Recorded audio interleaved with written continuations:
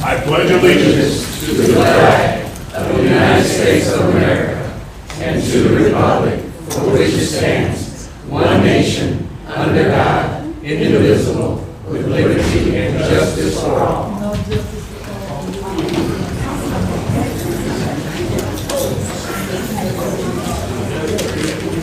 All right, may I have roll call, please? Mayor Stevens. Here. Anderson is here. Yes. Henderson. Here. Lastry. Present. Stubbs. Here. Thomas. Here. Tinker. Here. Willis. Here. All right. Section 2, consideration of the minutes of the previous meetings not yet approved. We're looking to approve the minutes of June 2nd, 2026 meeting. Do you have a motion, please? Motion to approve the minutes. Second. Anderson. Yes. Henderson. Yes. Lastry. Yes. Stubbs. Yes. Thomas. Yes. Tinker. Yes. Willis. Yes. On to item 3, which is our consent agenda, and we do have 2 items that we're going to change a little bit on here tonight. And the first, we're going to start off with the presentation of our Scholarship Committee Awards winners. We have some outstanding young folks here from our Bedford High School, Bedford Heights residents, and I would like to, at this point, to call on the mayor to begin with. Or Shirley, I'm sorry. I'd like to introduce Michelle Graham. She's the chair of the committee. She's done a great job.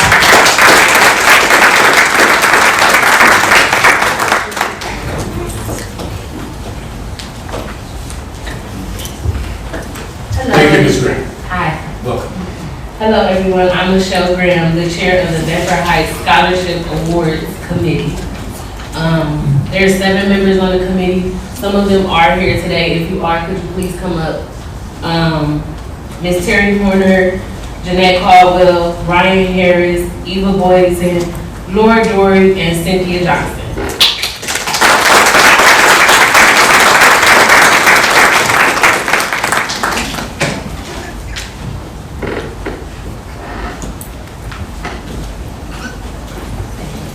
I would like to thank you all for, Come on up. You guys can come up here.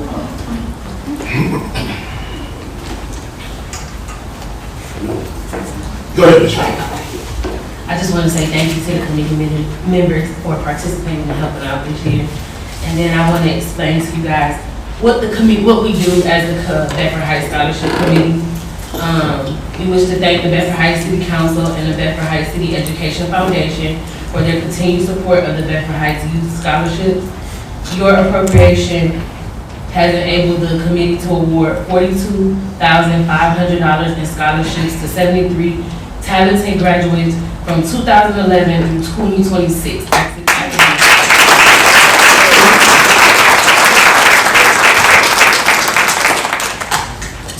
I just want to briefly go over our application process. The application process, we had 9 total applicants this year, 6 females, 3 males. The scoring process, all personal information, names, is all redacted from the applications before it is given to the committee, and that's how we vote anonymously. So nobody knows who anyone is. After we redact all the information, each student has an essay question that they choose from, and they write a detailed essay, and we grade the essays, and then we grade the application, your academics, your work history. We also have you write, we have people write reference letters as well, and we grade all of that on a score sheet, and then we tally up the scores. Well, I tally up all of the scores, and then once tallied, whoever has the most scores, that's how we decide who gets the application. We gave out 4 scholarships this year. We have 4 students receiving a $1,000 scholarship this year.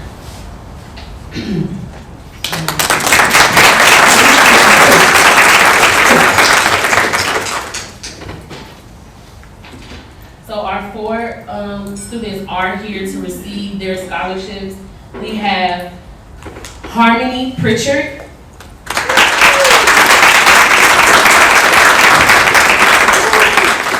Krista Patel. Please come down for her, guys. Aaliyah Johnson. And Aaliyah Robinson.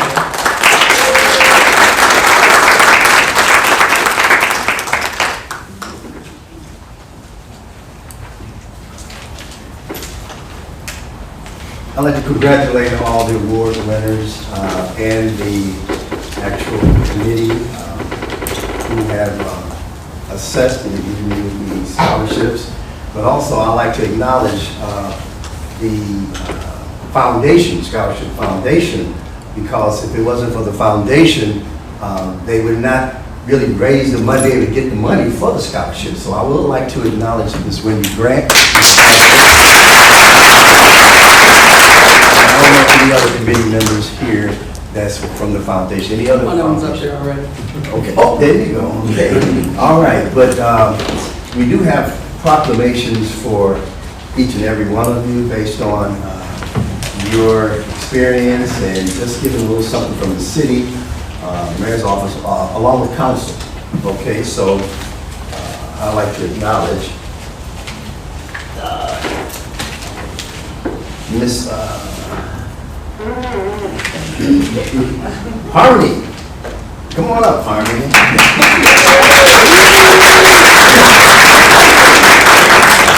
And this says here, a proclamation, recognition and academic excellence, leadership, service, and commitment to psychology, Harmony Pratt. Whereas the City of Bedford Heights Scholarship Award Committee annually recognizes outstanding students who academic achievement, leadership, community involvement, and commitment to the future success amplifies the highest standard of excellence. Whereas Harmony Pratt has demonstrated her exceptional academic performance, maintaining a 4.0 grade point average and ranking among the top students in her class. And whereas she has demonstrated exemplary leadership through her involvement in National Honor Society and service as a president of orchestra, inspiring her peers throughout dedication, discipline, and integrity. Whereas Harmony has generously dedicated her time to serve others through food drives, church activities, environmental initiatives, and efforts to support individuals and families in need, reflecting her strong commitment to community service and civic responsibilities. Whereas Harmony accomplished character and determination and distinguished her among the deserving applicants and served as an inspiration to the residents of Bedford Heights. So with that being said, thank you for all your dedication and commitment and time, and especially as a scholar throughout your career. Thank you so much.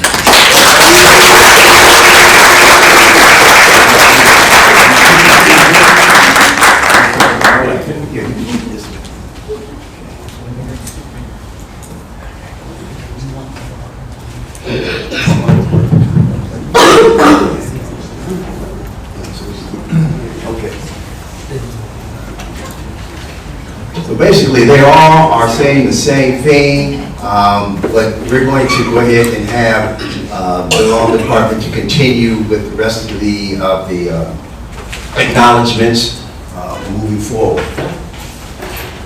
All right, so Ms. Patel. Proclamation of Achievement, Office of Mayor Philip Stevens, Academic Excellence and Future Medical Leadership, Krista Patel. Whereas the City of Bedford Heights Scholarship Awards Committee annually recognizes outstanding students whose academic achievement, leadership, community involvement, and commitment to future success exemplify the highest standards of excellence. And whereas Krista Patel has distinguished herself through exceptional academic achievement, maintaining a 4.15 grade point average and ranking among the top students in her class, while successfully balancing rigorous coursework and numerous responsibilities. And whereas she has demonstrated outstanding leadership, dedication, and perseverance through her involvement in extracurricular activities, community service, volunteer work, and employment experiences, serving as a positive example to her peers and community. And whereas through leadership roles, professional certifications, and consistent hard work, she has demonstrated responsibility, resilience, strong character, and unwavering commitment to personal and academic growth. And whereas Krista's accomplishments, integrity, and dedication have distinguished her among many deserving applicants and serve as an inspiration to the residents of Bedford Heights. Now therefore be it proclaimed that the mayor and city council of the city of Bedford Heights hereby congratulate and recognize Krissa Patel as recipient of the 2026 Bedford Heights Scholarship Award in the amount of $1,000 and commend her for her outstanding achievements, leadership, and commitment to academic excellence and community service. Be it further proclaimed that the city of Bedford Heights extends its sincere best wishes for continued success at Cleveland State University and in her pursuit of a career in medicine, with confidence that she will continue to make meaningful contributions to her community and the healthcare profession.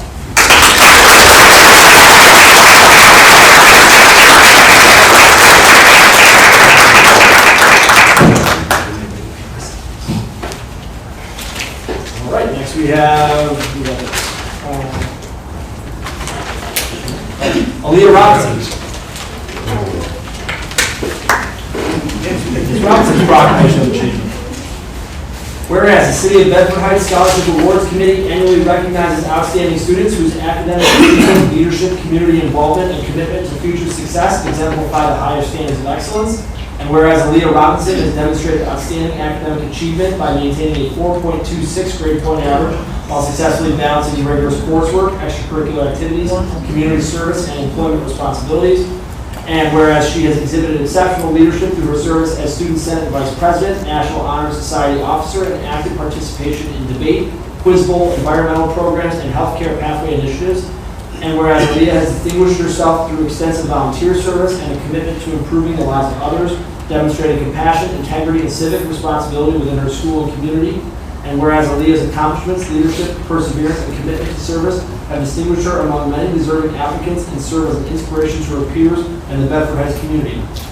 Now, therefore, be it proclaimed that the mayor and city council of the city of Bedford Heights hereby congratulate and recognize Aaliyah Robinson as a recipient of the 2026 Bedford Heights Scholarship Award in the amount of $1,000 and commend her for her outstanding achievements, leadership, and dedication to academic excellence and community service.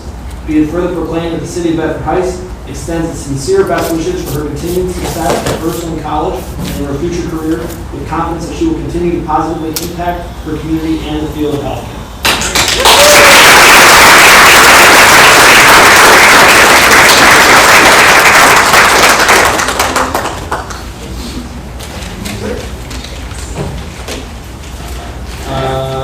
Aaliyah Johnson. We got to. Okay. Oh, all right. Sorry. I couldn't remember the mayor. That's right. My apologies. Aaliyah Johnson. Whereas the City of Bedford Heights Scholarship Awards Committee annually recognizes outstanding students whose academic achievement, leadership, community involvement, and commitment to future success exemplify the highest standards of excellence. And whereas Aaliyah Johnson has distinguished herself through strong academic performance, maintaining a 3.76 grade point average while actively participating in educational, leadership, and service-oriented opportunities. And whereas she has demonstrated a commitment to healthcare through her involvement in the Holly Aspire Nurse Scholars Program, gaining valuable knowledge and experience that will support her future career aspirations. And whereas Aaliyah has exhibited leadership, responsibility, and a spirit of service through her participation in FCCLA, volunteer activities, school organizations, and employment experiences, reflecting her dedication to helping others and improving her community. And whereas Aaliyah's accomplishments, determination, and commitment to service have distinguished her among many deserving applicants and serve as an inspiration to her peers and the Bedford Heights community. Now, therefore, be it proclaimed that the mayor and city council of the city of Bedford Heights hereby congratulate and recognize Aaliyah Johnson as a recipient of the 2026 Bedford Heights Scholarship Award in the amount of $1,000 and commend her for her outstanding achievements, leadership, and dedication to academic excellence and community service. Be it further proclaimed that the city of Bedford Heights extends its sincere best wishes for her continued success in higher education and her future healthcare career, with confidence that she will continue to make meaningful contributions to her community and the nursing profession.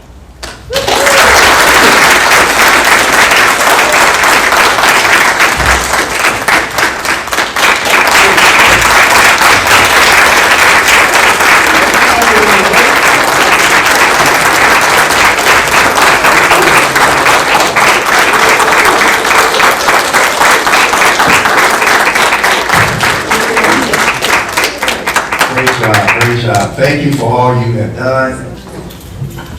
Oh, okay, you want to take some pictures? Okay. 1 minute. Jeez, this history. This is history, jeez. One,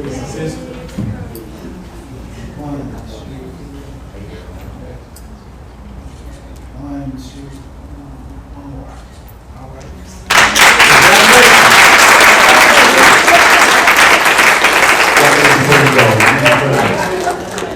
I know that taking a little bit of time, but this is a time that's worthy, and for these young folks have accomplished a great deal throughout their 4 years, and you've been dedicated, committed, and still you have a future ahead of you, and we're hoping and we know that we're going to hear good things from you on what you're doing throughout your career. So once again, congratulations, and congratulations to the parents.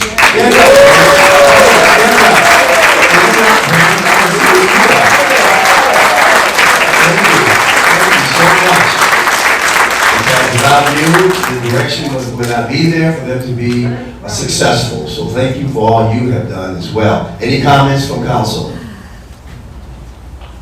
I'll defer to VP.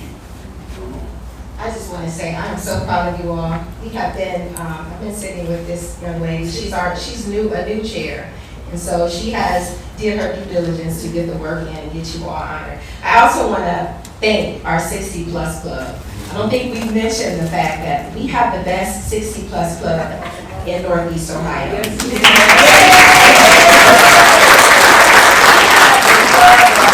Twice a month, and whatever dollar they have, whatever it may be, they put it in this jar. And at the end of the year, they've raised enough money to afford one of you young ladies a scholarship this year. So this year is the first year that we have awarded one of you all in recognition of our seniors, and we've named it Seniors Supporting Seniors. And so we are so proud. Story, would you bring her here? This is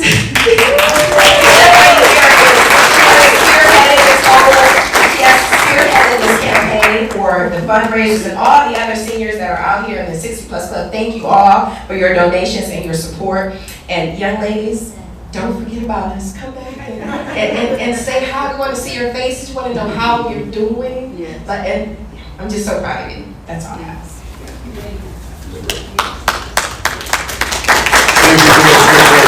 I just like to say this, folks, this is Bedford Heights Lions. Yes. Give these young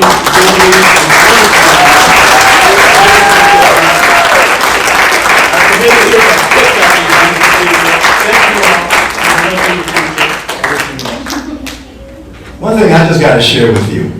You know, I've been in education. I retired from education. And I tell you, it was so amazing to see students that I've had throughout my career, and they grow up to become either physicians, whatever it might be. And I had a doctor's appointment to see one of the physicians. And doggone it, do you know that specialty physician was one of my students? I couldn't believe it. That tells you don't know how things or how the Lord is going to lead you to whatever career that you may pursue. But I tell you, I was so surprised. I felt uncomfortable with the student chair.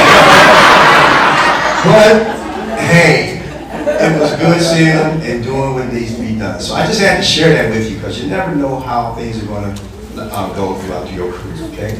So, any other councilors? Go ahead, come on, Councilwoman Henderson, please. I just want to say that I'm very proud of all of you and curious, are you Bearcats or are all of your Bearcats? So I'm a Bearcat too. So.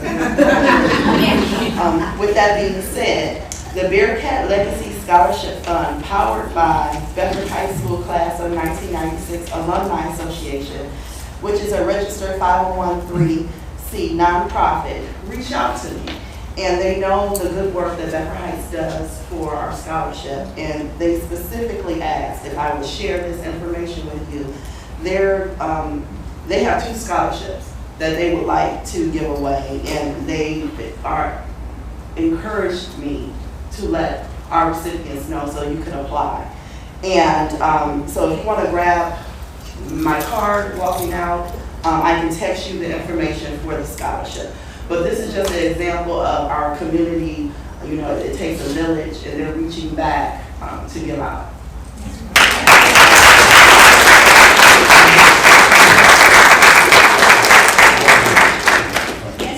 All right, thank you.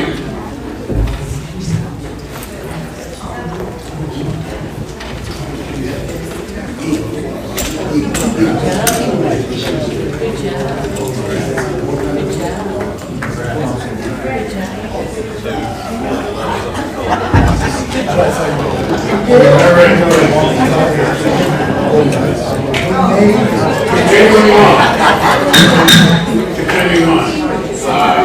Under our consent agenda, we also have a presentation from the conclusion of the work of our 2026 Charter Review Commission. Please come forward. Thank you very much, Ms. Doris Kennedy from our Charter Review. Hello. We have two changes that we would like to present to council tonight. The first one is the bond for our finance director, and the second one is to have the law department under the administration. Thank you very much for that and your hard work for our Charter Review Commission that came in with that. At this point, thank you. I would also like to go back and say that I hope you people understand, and I want everybody to know, this commission that is not Charter Review, but our scholarship committee does this on a volunteer basis. And they go through this, and this is a long 8-month process that they typically go through to come up with this. So please give them another hand, and also and now I need a motion to move 4 to 5. Motion to move 4 to 5. Anderson. Yes. Henderson. Yes. Lastry. Yes. Stubbs. Thomas. Yes. Tinker. Yes. Willis. Yes. And on to our ordinances and things. Ordinance number 2026-037. Mr. Louder.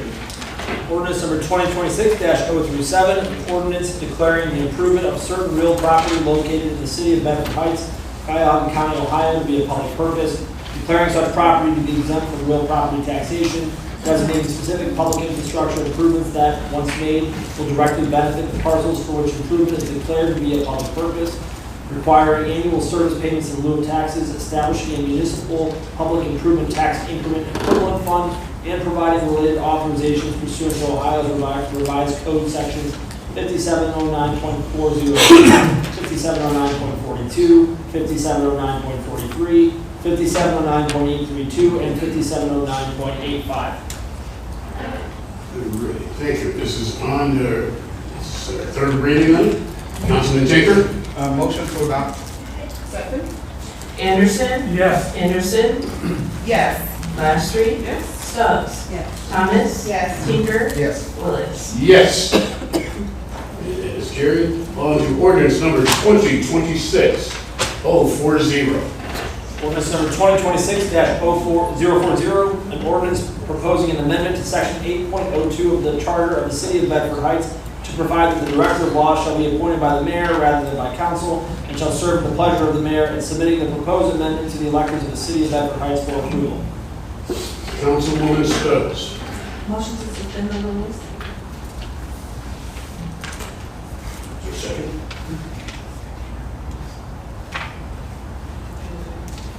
a second? Thank you.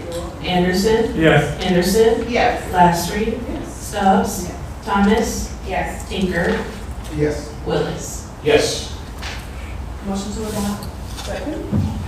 Anderson. Yes. Henderson. Yes. Lastry. Yes. Stubbs. Yes. Thomas. Yes. Tinker. Yes. Willis. Yes. Thank you very much. Ordinance number 2026-041. Ordinance number 2026-041, an ordinance establishing a policy for the annual transfer of a minimum of 10% of any year-end general fund surplus to the city of Bedford Heights contingency fund approval. Councilwoman. Motion to suspend the rules. Second. Anderson. Yes. Henderson. Yes. Lastry. Yes. Stubbs. Thomas. Yes. Tinker? Yes. Willis. Yes. Motion to adopt? Second? Anderson? Yes. Henderson? Yes. Lastry? Stubbs? Thomas? Yes. Tinker? Yes, with comment. Willis. Yes. Comments, please. Yeah. I think this is a great, oops, sorry. My mic is not on. I think this is a great start. I've always been an advocate of having a generous contingency fund. My comment it really has to do with, I think we need to set an amount that we want to build up to in our contingency fund and budget, and put that in our budget as a budgetary item. My only issue with this legislation is, you know, we balance, or we have a balanced budget every year, or the budget that we create is a balanced budget. And just doing the surplus only, an administration can't really plan not to have a surplus. And so, you know, I think it's better to look at, you know, what is our annual spending and determine how much do we need to build up our contingency funds that in case something happens, you know you have enough money that can, you know, last for a certain amount of time without, you know, anything, without the city going in any detriment to the city. So I don't know what that number is, but I think we do need to look and determine how much money overall do we want to build up our contingency funds? What amount do we want that to be? Thank you for those comments. Thank you for that comment. I appreciate that. We have those discussions in our finance committee meetings. And again, I just want to reiterate the fact that we are meeting every month on the fourth Tuesday of the month at 5:30 p.m. And we would welcome you to come and have those conversations or just to be a part of them, because we talked about that. Thank you.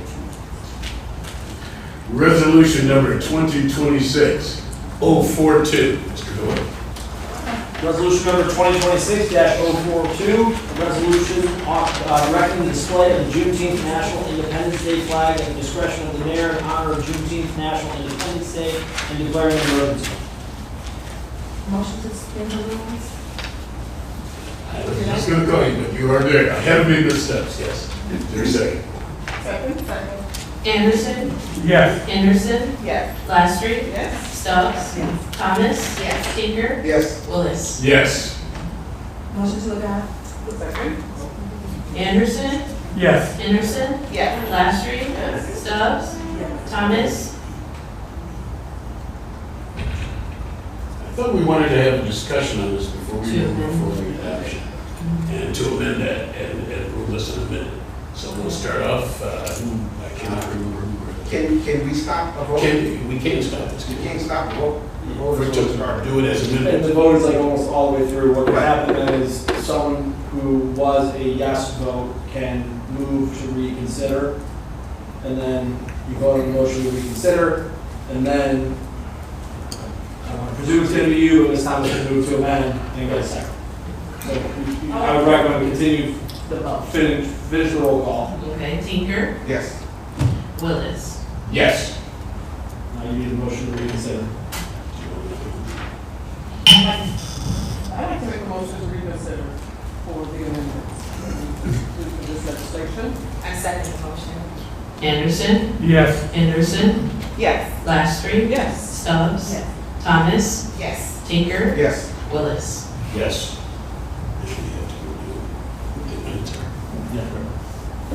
You made the motion, so what amendments are you looking to strengthen? So that we can make sure that the legislation reads the way that we want it to read, as far as making sure that the strength is in exactly where the flags will be flown, and without the discretion of the mayor, that portion removed. Is there anything else? Yeah, Of course. I would agree with that. I would like us to revert back to the initial motion that was made. And I can read that. The original motion that was made on November the 2nd, which was,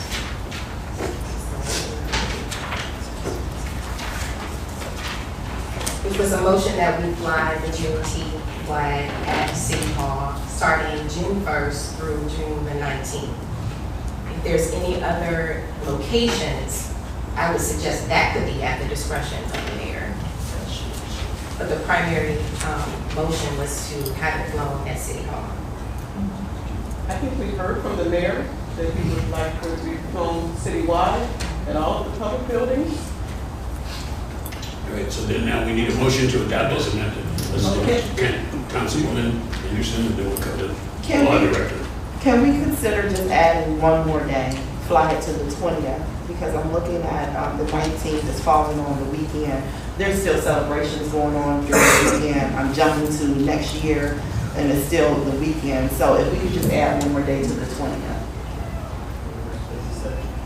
Yeah, Or to the following business. the following So day. we have these motions. Yeah, what I'm not clear on is, so we're doing City Hall and any other locations at the discretion of the mayor? Correct. Um, From the 1st through the 20th. The next business. First, next business day after June, the Juneteenth holiday. Correct. Are we putting it back in then for the discussion of the mayor, or are we just gonna, because he did say. Just the No, location. all- Just the location. That was the question. In addition to any other locations aside from City Hall. That is not what I heard earlier today. I heard that the mayor is okay with flying flag at all of the city buildings. So why are we adding the discretion of the mayor? So in other words, you'd like to amend it to say at all municipal flagpoles. Yes. Anybody else? I'm fine with that. Mr. Doyle, you'll be ready this. Okay, why not just fly it for the entire month? How about we just do that? There's, Hey, look, I'm a fly, okay? I'm a fly. Don't worry about it. I have a little bit of a practical recommendation, just kind of reading the room. Everyone seems to be in favor of this. It is currently worded as just applying for this year. Given that it's coming up in 3 days, one thing you could do is pass this tonight, so you guys are flying the flags over the next 3 days, and then we get the. It should say annually. It says annually. I don't disagree with that. I'm saying Oh. we'll get you, since it's in 3 days, let's pass, Yes. a recommendation would be you could pass this, and then we can get you the correct, proper, you can codify the ordinance. You know, we can get the right language. But that's just, or you can amend it on the fly tonight too, that's fine. But that was just what I knew. We're gonna amend it on the fly tonight. It's not that hard. Great. So the two motions that we have to amend it are, can you repeat? We have consensus. That's what I'm trying to Let's get get one to. motion to amend. Right. So that, okay, we do this, let's break this out. You'll need a motion to amend ordinance 2026-041 to clarify that the flag is to be flown from June 1st to the next business day after the Juneteenth holiday, without reference to the year. So this would be forward-looking, annual application. So that would be one motion. Okay. Second motion would be, is to be flown, this is what I have in my notes, to be flown at City Hall. That's not discretionary, that's mandatory. And any other locations, any other city locations at the discretion of the mayor. Yes. We'll just put it at all municipal locations. Okay? If that was the consensus, correct? Yes. Yes. Okay. All municipal locations. And that should be it. That's it. Okay. So now we need a motion to. Go Go ahead, Mr. Chair. You had mentioned that there are 7 flagpoles. Yes, there's So are those locations. 7 flagpoles at all, that Buildings? cover all the municipal locations? Yes. Oh, got it. Yes.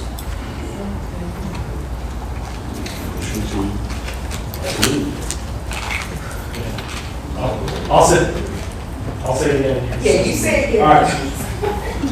So we're there. We now know that we need to amend motion 2026-041. We need a motion to amend, first to state that the Juneteenth flags will fly from June 1st to the next business day after the Juneteenth holiday annually, without reference to 2026. And a motion, you want to start with that one? Just one correction, he said 041, this is 042. Yeah, 042. And the second component of that motion to amend is that removing the discretion of the mayor of where these flags fly, and instead stating explicitly that they fly at all municipal locations. We have a motion to approve as just amended. You need a motion to amend. Motion to amend. On that basis, the second. And second. Anderson?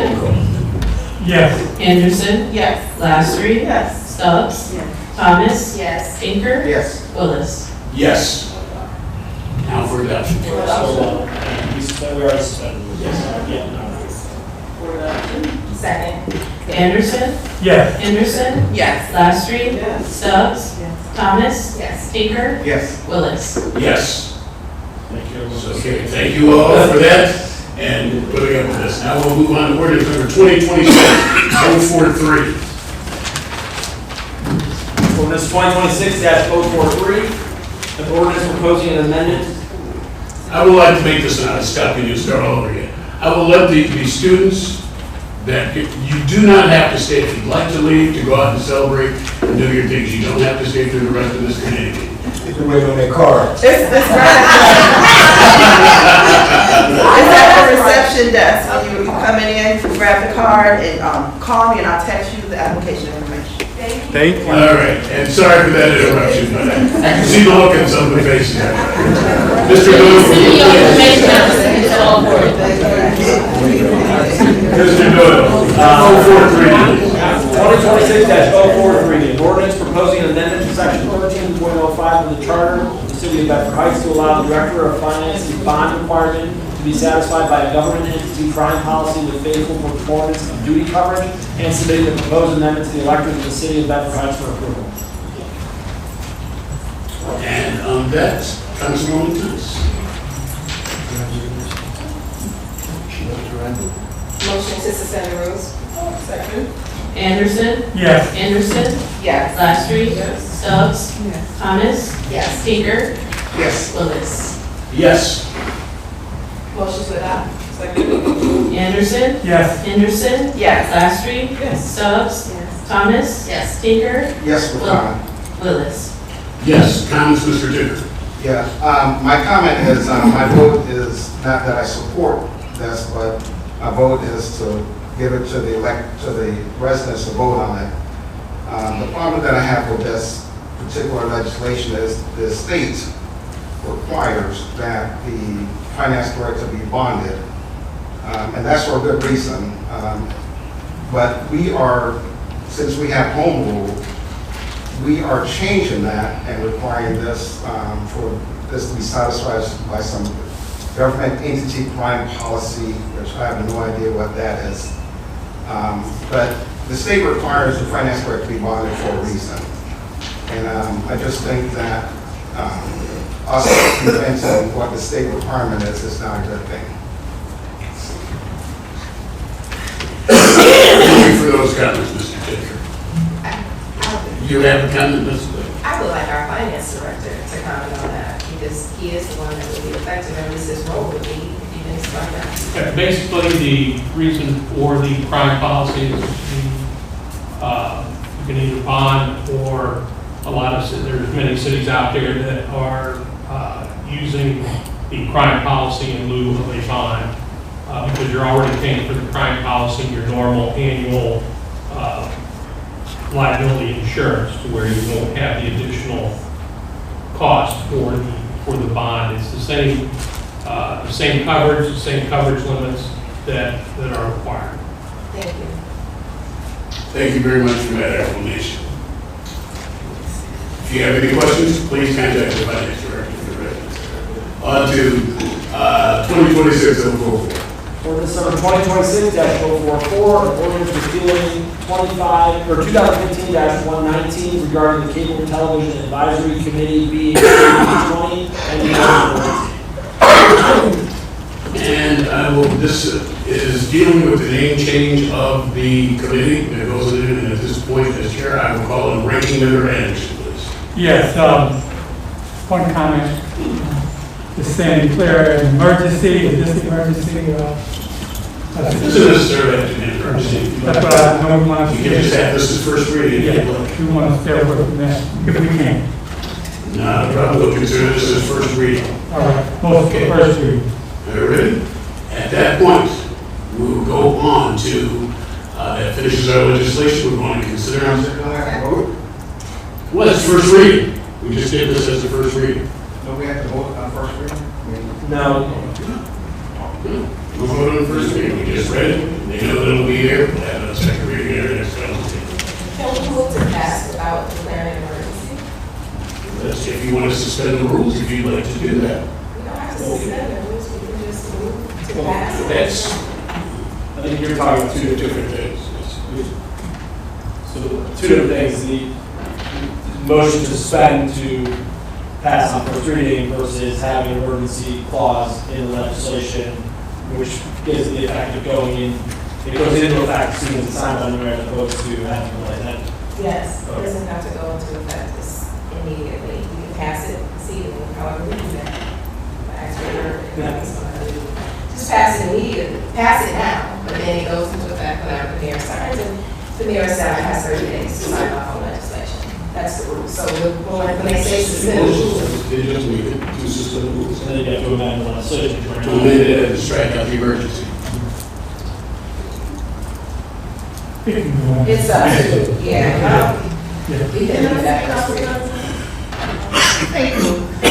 So this absolutely does not fall under our emergencies. And, but we do want to pass this. So I'm wondering, does council have any questions or objections to passing it today? Okay. Just don't want it to be declared an emergency. Declare an emergency. Okay, so, Attorney Doyle? So that's just, So, go ahead. just make a motion to suspend the rules, but to amend the ordinance to remove declaring an emergency? Yeah, you would amend section 4 of the ordinance to declare that it goes into effect at the, we have sort of general verbiage by it. It'll go into effect at the earliest time under the law, which, as opposed to an emergency basis, so it's not. Okay, so. Ranking member motion is stated by law director. So you need the motion to suspend first. With the suspension on the rule. Question, don't we have to amend the ordinance first? Isn't there, should be a motion to amend the ordinance to add what the law director said? Well, he said that's what the law director said. To amend the ordinance, the motion should be to amend the ordinance.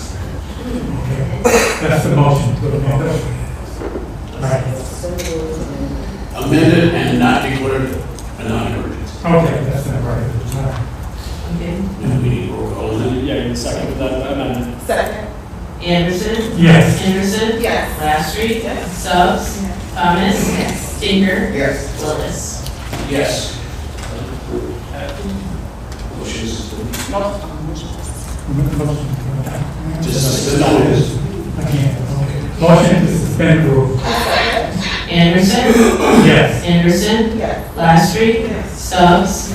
Thomas? Yes. Tinker? Yes. Willis? Yes. Now for adoption. And for adoption. As amended. As amended. Anderson? Yes. Henderson? Yes. Lastry? Stubbs? Thomas? Yes. Tinker? Yes. Willis? Yes. Thank you for all those. We'll move on to the rest of our program. And we will start out with the mayor's report, please. Thank you. We are really geared up for our 41st July 4th parade coming up. So those of you who are interested, just a reminder, council, please make sure those of you who are planning to participate in the parade, make sure you check in with my administrative assistant, Renee, so that she can make sure that you have all the forms and necessary transportation throughout the parade is given for those who plan on participating. So we're really geared up, excited for the 4th of July parade. There's going to be other organizations throughout the community, like our ARP is going to be participating, our 60 Plus Club. So we're going to have a wide range, group of participants this year we haven't been part of, and it's good to see all of the organizations want to participate. So I am excited for the 4th of July coming up, and we had a lot of fun and activities throughout that parade. Also, just with sadness, I'm sure that you all heard, maybe you haven't, one of our own students from Bedford Heights was on the news who had passed away through a drowning that took place in the 10th grader, one of our students, 10th grader, who was a Bedford Heights resident, Eugene Wilkerson. So there's, I'd like to keep the family in prayer, if you would please, and there is a balloon release that's coming up on the 18th to, I believe it's the high school at 4:30. So please keep family and in prayers regarding Eugene 10th grader. That's it in my report. Thank you very much, Mr. Mayor. Safety Committee, Chairman Anderson. Yes, no report, other than condolences to the family, like the mayor said, keeping them in our prayers as we move forward. Thank you very much. Thank you very much. Finance Committee, Chairwoman Thomas. Thank you.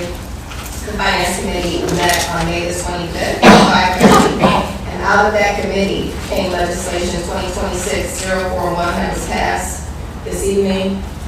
It was a legislation to, at least at minimum, that we move 10% of any surplus that we have among the pool or council, depending on a lot of the variables that are coming out of that. But I'm just happy that we're moving forward. Surprised that we never had anything on the books to kind of lock that down until now. So thank you, committee, for your hard work, and I'm looking forward to continuing our conversations. Thank you to our finance director, who has managed to move a lot of our finance into a sweep account where we are generating 3.25% interest, just having it sitting there. Wonderful thing, also new to this city. So thank you all. That's in my report. Thank you very much for that report. Community-led Committee, Chairwoman Lester, please. Thank you, Council President. Just want to reiterate a few things. Our Illustrious Megan was here earlier, and she did share a lot of things that's going on with the community life. The outdoor pool is open. I went by there this afternoon. It's active. Lots of little children running around and enjoying the pool. It's only $5 for admission per person. If you'd like to go, please go ahead and take part of the pool. It's open from 12 p.m. to 7 daily. The summer camp has commenced and they're in session as well. The program includes a full schedule of recreation, education, and social activities that's for our youth throughout this summer. Our Juneteenth activity is going to take place on June 18th at the Bedford Heights Community Center. We're going to be carrying out a theme of honoring our past and celebrating our present and creating our future.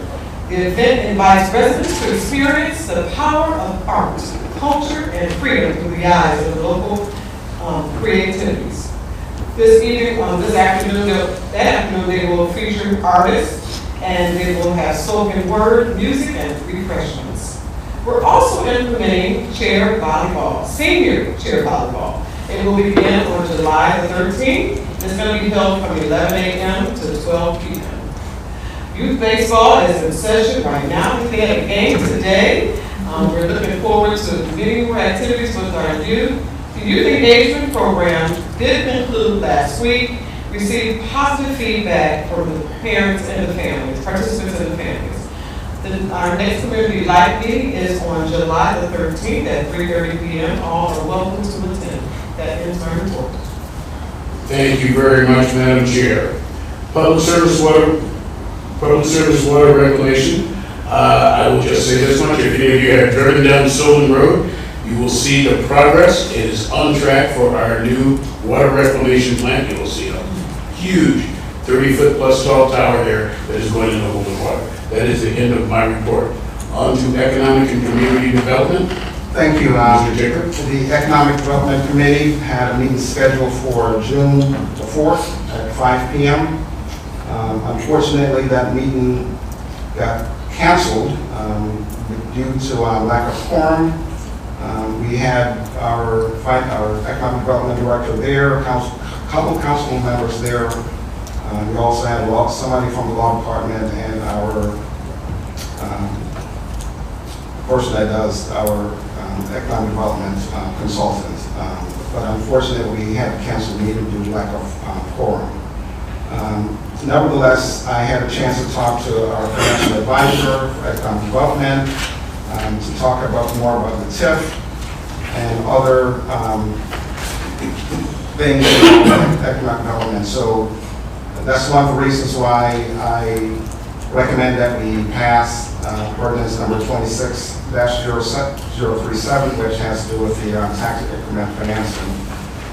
We will schedule another economic development committee. There's a couple other things that we will discuss, including there's a property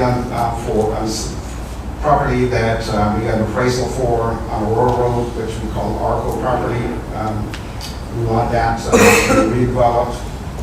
We have an opportunity to zone that we're trying to get for City of Bedford Heights. We also have the master plan that we want to continue to talk about. So there's a lot of stuff that's still going on. Just want to thank the couple of businesses. We gave out custom scholarships tonight, and I know we gave a lot of kudos to the 60 Plus Club. But as the chair of economic development, I would also like to give some recognition to the companies that contribute to the scholarships that we gave out tonight. That's Universal Windows, Amazon, and Chick-fil-A. A few years ago, when we started looking at giving incentives to these companies to move into the city, one of the things that we did, we basically put in the application that they had to contribute to the scholarship fund. And there's sufficient money in the scholarship fund right now to fund it for probably the next 10 years. So I just want to make sure that we give kudos to the businesses that are supporting the educational scholarship fund. Again, Universal Windows, Chick-fil-A, and Amazon. That's my report.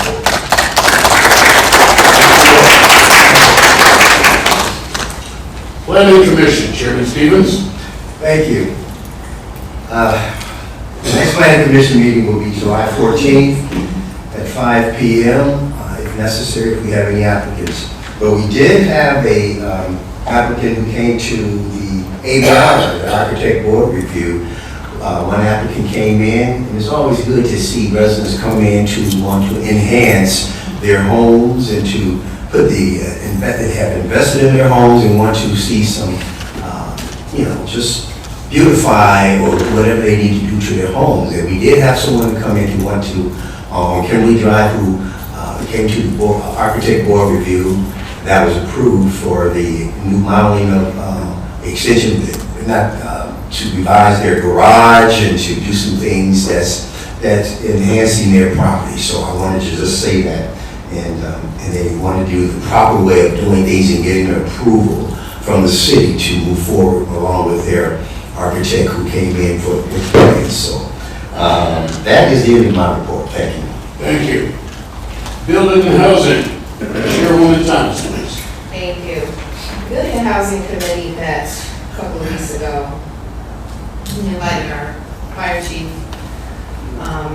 We had conversations about asked for fire inspections for all of our apartment buildings over the last couple of years, and we got 7 over the last 3 years, but I know he's working on getting more of those, so we can actually take a look at those to see where we stand.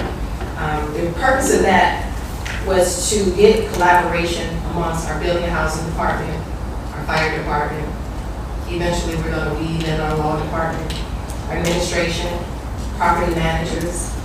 All of those stakeholders need to have a seat at the table to talk about how we can tackle this challenge that's going on in our apartment buildings today.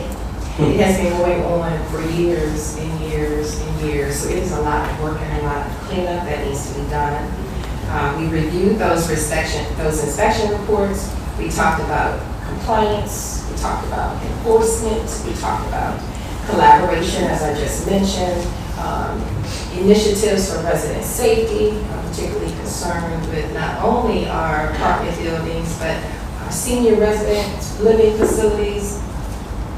There was some misunderstanding about the power that we have in this city to shut down these apartment buildings when they are out of compliance and tax them and charge them for non-compliance. We're not doing that. And we're going to talk about how we can start getting that done. Apartment buildings, when they fall into despair in our community, it not only affects the residents in these apartments, but it also affects this entire community. From our property values to our neighborhoods and how we feel safe and even the way that it looks. So if we don't get this under control and nip this into bud and realize the power that we have to hold not only them in compliance, but our own people who are not doing what they're supposed to do. Now I want to thank the mayor and council for bringing on another safe building and safety housing inspector at a full-time.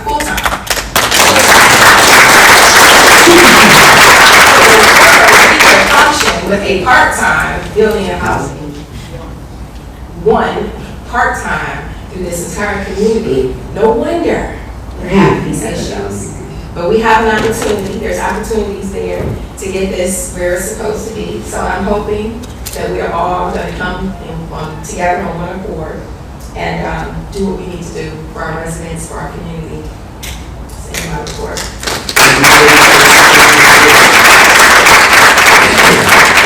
Infrastructure and Capital Improvements Committee, Chairwoman Henderson. Thank you, Council President. The road program, Meadow, Vicky Lane, and Holly. Do for our residents, for our community.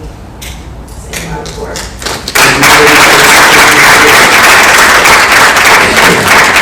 Infrastructure and Capital Improvements Committee, Chairwoman Henderson. Thank you, Council President. The road program, Meadow, Muni Drive, catch basins, and repair. Northeast Ohio Regional Sewer District approved approximately $85,000 through the Community Cost Share Program. City completes first project and then the reimbursement follows.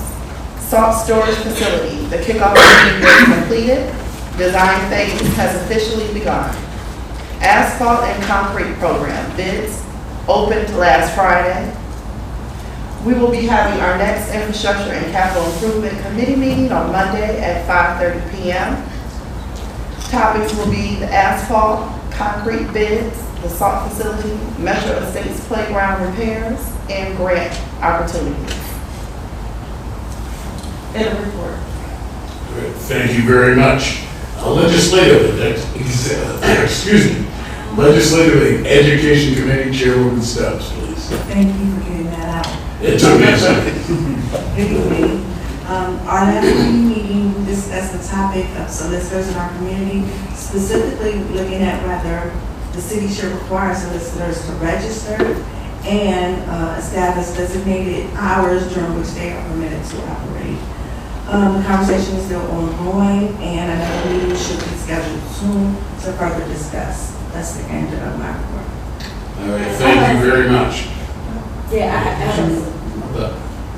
Well, as a member of that committee, there was a question that came up for our law director, right? Yeah. And that question was, do we have the authority as a municipality to just eliminate solicitation in our community, period? That was the question. No, I'm sorry. No. Okay. No, So we do need to just put parameters in that. That discussion should have been had at the. It was had, but we did not legal. Okay.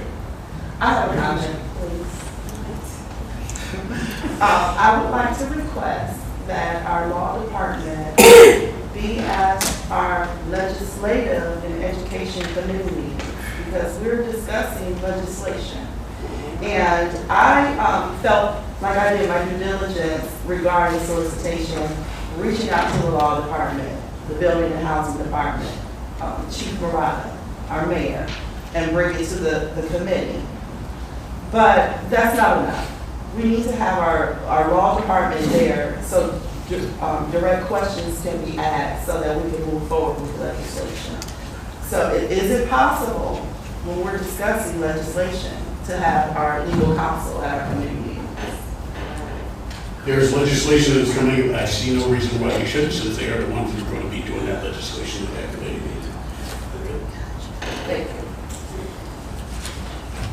Council Cable, TV, and IT Committee, as our IT Director, we will be rebuilding the website and refurbishing it, and that should be a project that should be going on for the next several weeks on that, and that is the end of my report. At this point, I will go to the Committee of the Whole and Vice Council President Thomas. Thank you all for coming out this evening. I want to also recognize a couple of birthdays from our family. July 17th, which is actually tomorrow. Dylan Hopes, if you know her, she is the Secretary of the Building and Housing Department. Her birthday is tomorrow. Also, I see Jonathan here. His birthday is the 23rd, as well as the Police Chief Secretary, Lauren Basso. So, happy birthday. Our next council meeting will be here again in person on Tuesday, July the 7th at 7 p.m. right after our 6 p.m. caucus meeting. That's the end of my report. Thank you very much for that wonderful report. And now we will go on to unfinished business. Unfinished business? Ms. Henderson, Councilwoman.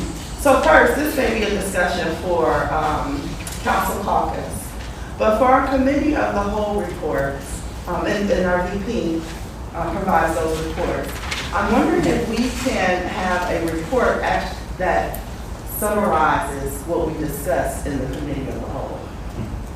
So, for example, today we discussed the Chick-fil-A and TIF update. Just to give everyone an update, that has not been paid. It is with the county right now. We're waiting for approval. The county's going to send it to the state, then we'll get approval from the state. And as Councilman Tinker shared with us, that we should be able to recoup 3 years. So there was a request that for TIF transparency and reporting, that a separate line be added for our TIFs. TIF funding, there's several projects that are eligible under TIF funding, a road repair, we're going to be using the TIF funding for the salt shed. If we have true transparency and we're able to see the funding come in, administration is able to project and plan appropriately. There was also a request for law department reporting. That may be an ongoing discussion. Council Best Practices Committee, we're not going to have that committee anymore. That was discussed earlier in the year. Let's see, fire pits, open burning. We discussed grilling in your front yard, and I witnessed it was a new resident burning logs in front of their front door, and it wasn't in a fire pit. So our fire chief has shared with us that that is in violation. And so that if we see something like that, we need to let our fire department know. But I did not get a clear understanding regarding grilling in front of the front yard, whether that poses a hazard or not in the feet and things of that matter. So I would like some additional. It's in the ordinance. It's in the ordinance also. So thank you, Fire Chief. And then, that's it.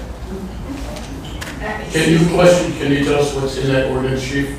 Not off the top of my head, but No, there I is in mean, there. are you allowed, is there grilling In front of their house? Yes. Yes, as long as it's 15 feet away from the house. That's what I went to. Okay. Okay. You had a comment? Yeah, we need to discuss that in our building and housing committee meeting, that needs to, that's a full discussion. We need to take a look at the legislation and find out, what we can do about that. In your comment about committee as a whole, summarizing that would be feasible. I think a more appropriate approach to that would be for our council clerk to keep track of those items that are kind of lingering out there. We can include that under unfinished business, so that maybe we can talk about that at the next council of the whole meeting or caucus meeting. Or there may be some items that we can pull out of there and we can continue those discussions at our committee meetings if they're pertinent to that. And that's how we get that a full discussion. So I would suggest that.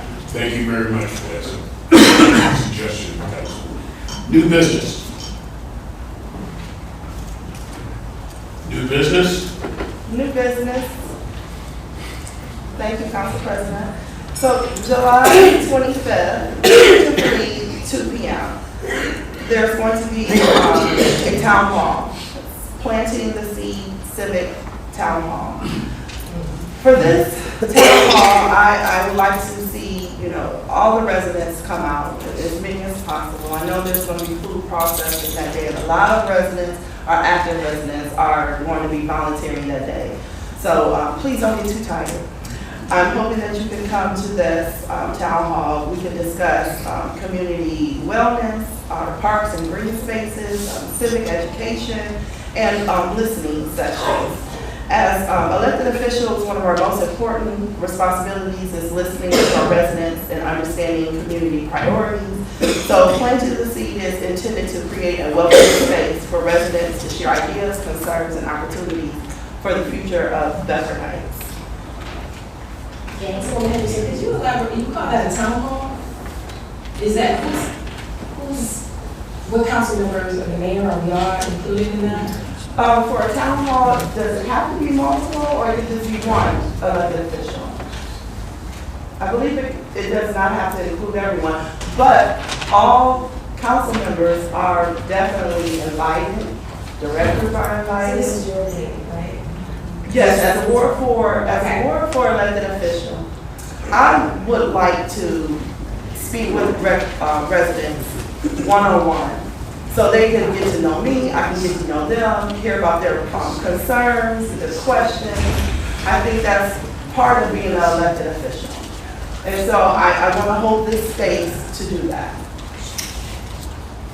I just think there's some confusion about the name. Thank you. All right. Any other? Councilwoman, I'm not sure if this is under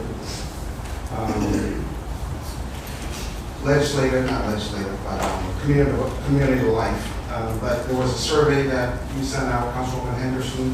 You want to talk about that? I think that's part of the application. All right, so the survey that went out, that was the Nature Works survey. So I first want to say that we've been working on Nature Works. This will be probably like the third year. First year requested, can we apply? Can we apply? Second year, new administration, Mayor Stevens said, yes, we're going to apply. Got down to the application date, it was not submitted. So coming into this year, unfortunately, I was removed from the Community Life Committee. And this was not listed as a priority. So now the application is due July 1st. And part of the application process and giving points is community engagement. And so there was a survey that was sent out just recently, and we're hoping to get as much response back from our residents regarding what changes they would like to see done with Reed Park. There was a response back from one of the residents who I believe live on Eldridge, and they asked, where is this place? So we have to do a better job of reaching out to our residents and reintroducing them to our green spaces. And so again, there was a Nature Works survey. Jonathan, is the survey on the website now? Okay, so if you want to take the survey, you can go to the city's website And again, this is just, we're hoping to have ongoing discussions about, again, fixing up our green spaces, reintroducing the community to our green spaces. There are a lot of grants that are out there, and this is just one that we're applying for. Thank you very much. Miscellaneous? I just want to thank our law director, Royal, and the Taft Law Firm for their donation of suits and shirts for our resource center.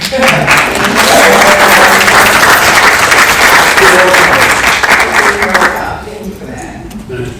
More miscellaneous? Yes, miscellaneous city council president. As we approach the 4th of July holiday, I would like to remind residents that Bedford Heights adopted the ordinance 2022-028 and reaffirm the city's prohibition on the discharge of fireworks within the city. So I encourage residents to celebrate safely and familiarize themselves with our local ordinances. Great. Any more miscellaneous? Here. Thank you, Councilwoman. I was part of my acknowledgement as well, but I'm glad you mentioned it. That information will be going out once again to remind residents regarding the fireworks and those type of things. We just have to be out here monitoring those things and make sure our police force is out there and acknowledging it as well and enforcing it. You'll get all calls, you'll get information signs throughout the neighborhood. Do they obey by those rules at times? Hey, we can just put it out there and enforce it from our police department. Also, I would like to acknowledge there was a couple of anniversaries that is going to take place this month, and my anniversary, along with Councilwoman Lashley, the anniversary on the same day as ours. So I believe it's the same amount of years. That's June 21st. Same time you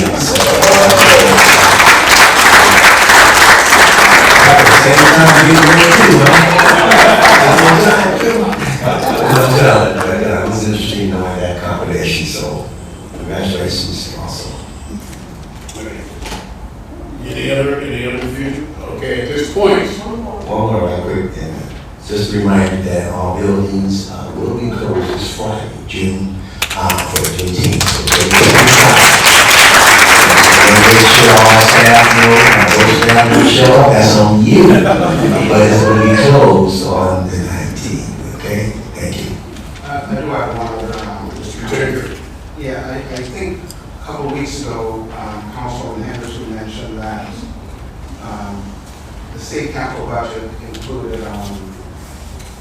the state budget included a capital budget for projects, and Maple Heights received $200,000 for one of their parks, and I'm wondering if it's for us to take advantage of applying for a green space under the state capital budget. I know Darla Brewer was very instrumental in helping Maple Heights get that grant.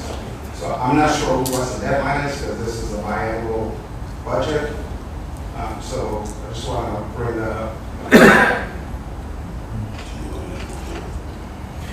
To answer the question, we did apply for it. David Bell and the committee, they did apply for it. We did not qualify for the grant, and competitive grant, and we did not get it, but we're going to still continue to pursue the grants that's available. Thank you. Okay, thank you very much. Anything else under miscellaneous? We have something else? Yes, thank you, Council President. As a reminder, Bedford Heights codified ordinances 951.06 and 951.09 require that refuge and recycling containers be removed from the public right-of-way following collection and stored in a manner that is not visible from the street. To remain compliant, containers should be placed in appropriate storage locations, such as behind the residence, within a garage, or in another area screened from the public view when not awaiting collections. So many residents have expressed a desire to maintain the appearance and cleanliness and overall character of our neighborhoods.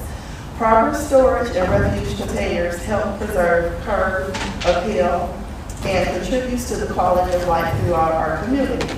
So again, the city of Bedford Heights has recently added a full-time inspector, and ordinance violations may be subject to enforcement and citations. I just wanted to share this as a courtesy reminder. Thank you very much. Thank you. Anything else? Thank you, Councilwoman Anderson. And I tell you, we have, I went out personally myself this past, a couple of days ago, yesterday, and went throughout certain areas that was high volume of those containers that was up. I came back, I made locations of those who I see on a regular basis, and there was quite a few that I noticed that was brought to my attention as well from, matter of fact, a couple of residents out here in the audience.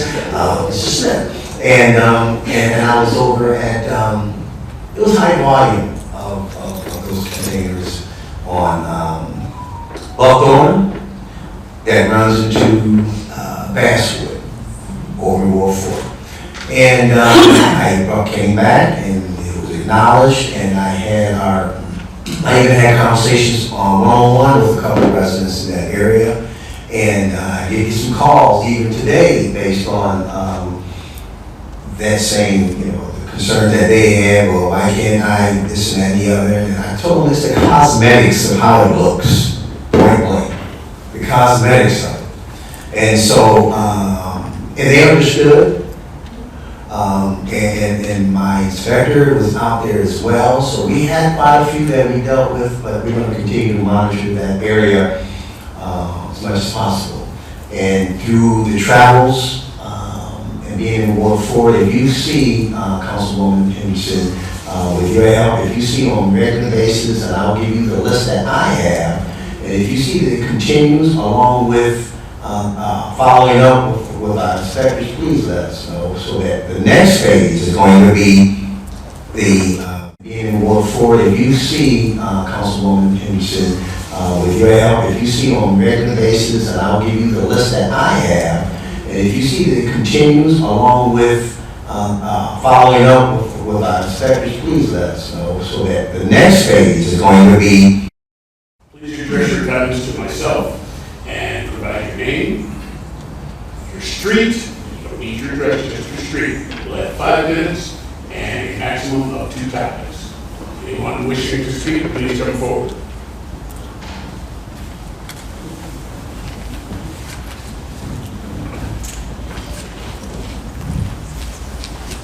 Good evening. Good evening. Larry Smith, Ridgeline Drive. I'm one of those that was born there, years off, and Councilman Person Henderson about the garbage cans. I left this morning and the neighborhood was pretty much the same. But when I came back this evening, 80% of those cans were gone. And for that, I want to say thank you. You did a very good job. There's still more there. The job is not done, but we did a beautiful job. Thank you so much. Our neighborhood is coming back to look like it should. Thank you.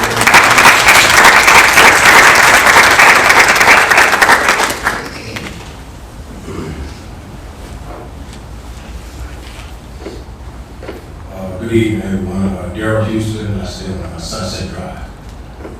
First of all, I want to thank you guys for some of the improvements that you have made this year. They were greatly needed in the community.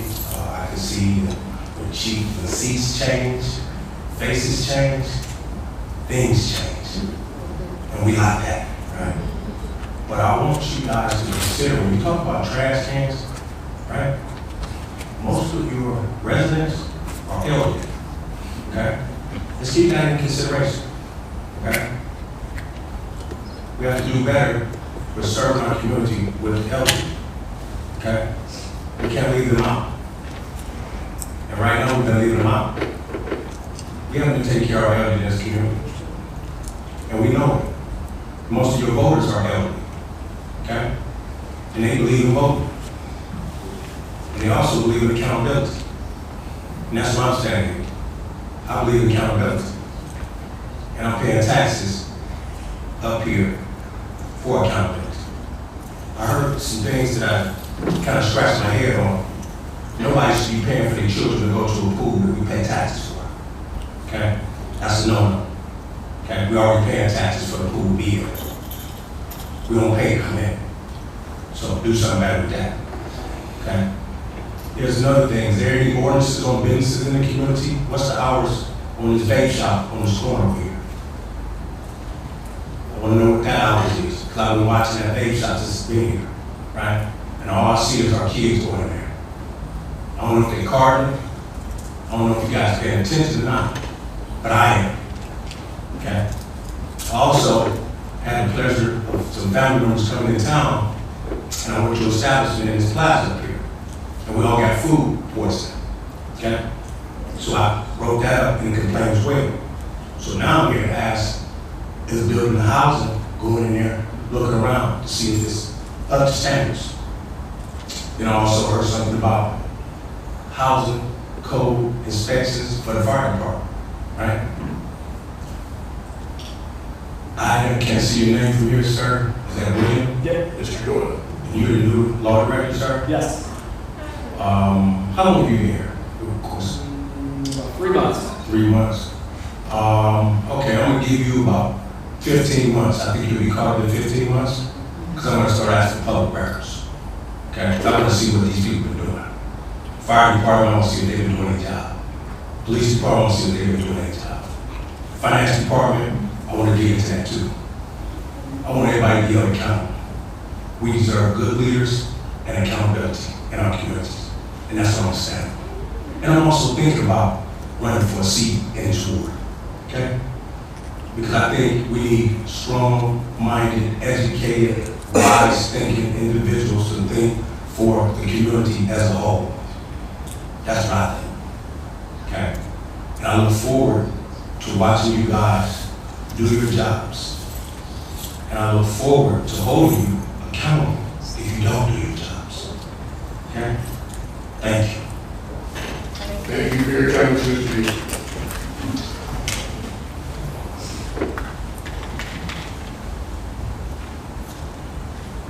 Cynthia Johnson, White Pine Drive. This makes the 3rd year that I've stood at this podium with the same observation and request. I have asked that we do something about landscapers' vehicles being parked on curbs and also their distance from or turning curb coming into the community or exiting out. It is very dangerous. Our streets aren't big enough for someone to come behind a huge truck to pass it and be blindsided about what's coming at them.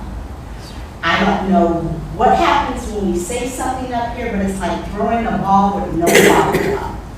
I would think that it would fall under safety, but somehow someone has not taken this request, and I would hate for it to end in a tragedy in our community. Too often, I'm going to a stop sign and there's a landscaper right there. There should be some footage or some marking where these trucks cannot park. As residents, we are told not to park on the street. We have to call the police station, give them our address if we're having any kind of event that extends beyond our yard. Yet these businesses, with the person that they're actually getting money from, their driveway is empty. None of them back up into the driveways. The straightaway is not a big problem. But on my street at White Pine, to have somebody at that curb or with so many feet within that curb is an accident waiting to happen. I hope I don't have to stand up here for the folks here. Thank you very much, Ms. Johnson. Anyone else?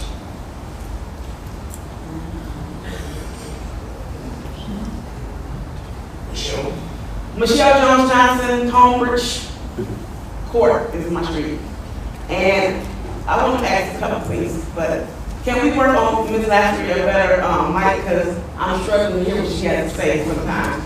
because her mic's not working, and it's been the whole time she's been up there. Thank you. You're welcome. And the other thing I want to say is, I've been coming to council meetings for a pretty long time here. And I understand we got some new people, but what's getting me so confused is the old people bringing up stuff that they didn't do when they were in the position on the committee, and now all of a sudden it's a big problem. And I just want to understand, well, when you was in a position to do something about it, why didn't you do something then? Why are you waiting until you're not on the committee anymore? Everything you're asking, you could have been doing while you were on the committee. And you can still have to do it now. But you keep bringing up interest, if we are earning money on our interest. Now you bring it up, you was there on the TIF. You was on finance committee and we didn't get the TIF money. You should have been asking the finance director then, because you was on that finance committee. I'm just not understanding how now all of a sudden it's a big, and you want to give kudos, and nothing against you, Councilwoman Henderson, but you want to give kudos to Councilwoman Henderson, but you was there. You was on the finance committee, you was on the economic development committee, so you should know about the TIF money, and that we didn't do anything. So I just want to understand why all of a sudden that you're not on that committee, and now it's a big problem. And why we wasn't worried back then? And you always tell us how many years you've been on council, and you working back in. So I'm just confused on that whole situation. And I don't mind making us accountable, but making ourselves accountable too. That's all I'm saying. We gotta make everybody accountable. Because this most of these is new, but you was here for 22 years. Because you always said, thank you very much. That's what I want to make a comment about.